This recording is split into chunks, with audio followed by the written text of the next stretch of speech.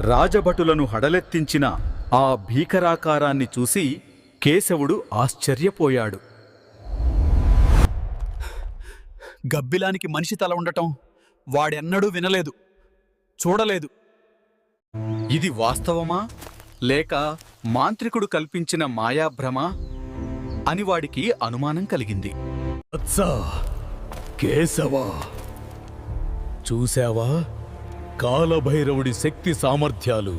ఇక నీ తండ్రికి రానున్న ప్రమాదం ఏమీ లేదు. రాజభటులు పారిపోతారు.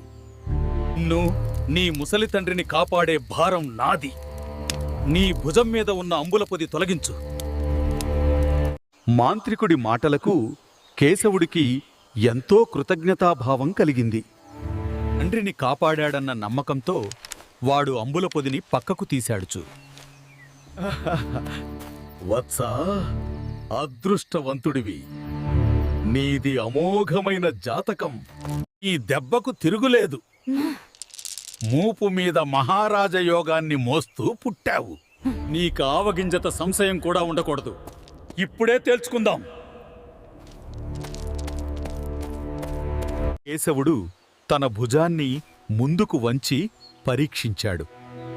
అక్కడ ఏ విధమైన పుట్టుమచ్చలుగాని గుర్తులుగాని వాడికి కనిపించలేదు.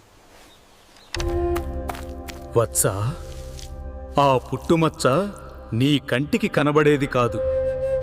ఇదిగో ఈ ఆకు పసరురాయని, నువ్వు కూడా దాన్ని చూడవచ్చు అంటూ ఆ పసరును కేశవుడి భుజానికి రాశాడు.